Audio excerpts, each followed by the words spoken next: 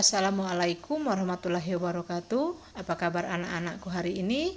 Semoga kalian dalam keadaan sehat dan selalu dalam lindungan Allah Subhanahu wa taala. Amin ya robbal alamin. Ibu berharap pembelajaran hari ini kalian tetap semangat mengikuti pembelajaran yang Ibu berikan walaupun dalam belajar dalam jaringan atau daring, dan kita harus tetap semangat. Bertemu lagi dengan Ibu di pelajaran bahasa Indonesia. Pada pertemuan yang lalu, kita sudah belajar materi tentang mengidentifikasi unsur pembangun cerpen. Tentunya kalian masih ingat unsur pembangun cerpen. Ada tema, ada alur, ada latar, ada tokoh dan penokohan, ada sudut pandang, ada gaya bahasa, dan ada amanat. Pada kesempatan pagi hari ini, Ibu akan melanjutkan materi selanjutnya, yaitu unsur kebahasaan cerita pendek. Adapun kompetensi dasarnya, menelaah aspek kebahasaan cerita pendek yang dibaca atau didengar. Melalui kompetensi dasar tersebut, tujuan pembelajaran kita hari ini, setelah pembelajaran daring selesai, diharapkan peserta didik dapat menyebutkan unsur kebahasaan cerita pendek yang dibaca atau didengar. Baiklah anak-anak, Ibu akan menjelaskan ciri kebahasaan cerpen atau cerita pendek. Yang pertama menggunakan kalimat deskriptif, yaitu kalimat yang menggambarkan suatu objek. Objek yang dimaksud adalah latar dan tokoh. Latar ini bisa latar tempat, bisa latar waktu, dan latar suasana. Sedangkan tokoh di sini adalah pelaku dalam cerita. Di sini penulis mulai menggambarkan ciri fisik daripada tokoh. Kita perhatikan contoh. Listrik sudah 4 tahun masuk kampungku dan sudah banyak yang dilakukannya. Nah, latar di sini terdiri dari latar waktu. Latar waktunya adalah 4 tahun. Sedangkan latar tempatnya adalah kampungku. Nah, kemudian tokoh. Wajahnya kasar seperti tengkorak, kulitnya liat seperti belulang, pipinya selalu menonjol oleh susur tembakau yang ada di mulutnya. Ini yang dimaksudkan menggambarkan ciri fisik daripada tokoh. Yang kedua adalah menggunakan kata atau kalimat ekspresif, yaitu kalimat atau kata yang mampu mengekspresikan perasaan pengarang melalui tuturan tokoh. Biasanya penulis menggunakan kata seru, kata serapan, atau simbol tertentu. Kita perhatikan contoh. Minggat, ayo minggat, teriak Mbah Danu dengan amat murka dan tendangan jitunya. Waduh, biung, tangisnya mengaung. Nah, ini kita perhatikan ada tanda petik, kemudian ada tanda seru. Inilah yang dinamakan tuturan tokoh. Kemudian yang ketiga menggunakan majas. Majas yaitu gaya bahasa yang digunakan pengarang untuk menyampaikan pesan secara imajinatif dan kias. Gaya bahasa yang biasa digunakan repetisi, eufemisme, litotes, pleonasme, hiperbola, metafora, personifikasi, dan ironi. Baiklah, Ibu akan menjelaskan tentang majas, pengertian daripada majas tadi.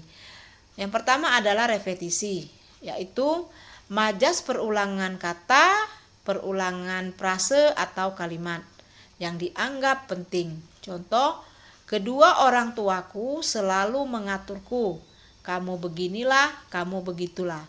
Kita perhatikan kata yang bercetak miring ada ku dan kamu. Ini yang dinamakan pengulangan kata. Kemudian eufemisme, yaitu majas yang menghaluskan kata yang dianggap kasar.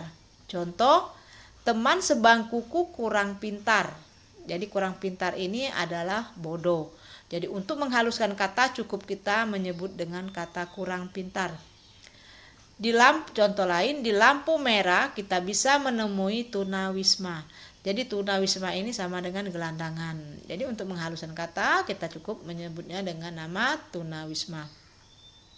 Berikutnya adalah litotes, yaitu majas yang merendahkan diri sendiri agar terkesan tidak sombong. Contoh, terimalah hadiah ulang tahun dariku yang tak seberapa ini. Kata tak seberapa ini, kita perhatikan, sementara yang dia berikan hadiah ulang tahunnya adalah mobil. Tapi untuk terkesan biar tidak sombong, maka dia menyatakan, cukup kita menyatakan tak seberapa ini. Kemudian hiperbola, yaitu majas yang memberikan makna secara berlebihan. Contoh, hatiku meleleh ketika ia mengungkapkan perasaannya kepadaku. Kita perhatikan kata yang bercetak miring, kata meleleh. Yang meleleh itu hanya batu es dan sejenisnya. Sementara sampai sekarang yang namanya hati itu tidak bisa meleleh. Inilah yang dinamakan secara berlebih-lebihan. Kemudian personifikasi, yaitu majas yang mengumpamakan benda mati seolah hidup. Contoh, matahari bersinar terik, terasa menggigit seluruh kulit tanganku. Kata menggigit ini dirasa mengumpamakan benda mati seolah hidup. Ya, ini dinamakan mengumpamakan benda mati seolah hidup.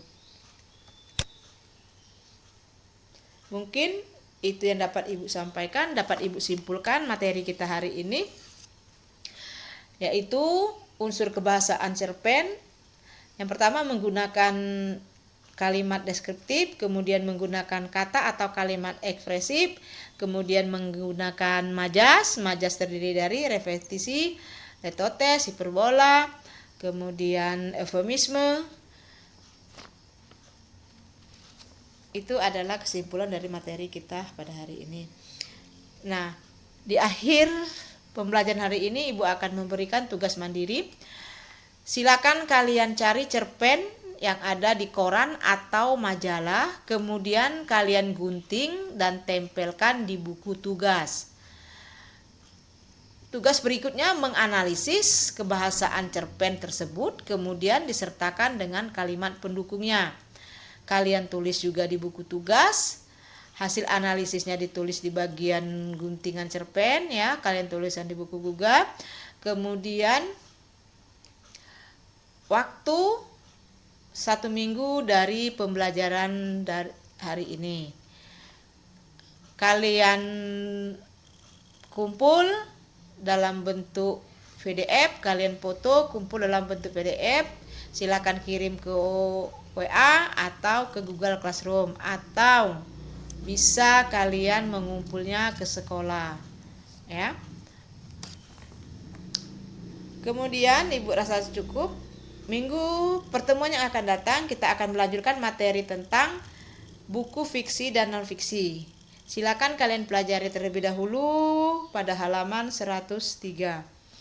Demikian pembelajaran kita hari ini. Ibu ucapkan terima kasih. Ibu akhiri. Wassalamualaikum warahmatullahi wabarakatuh.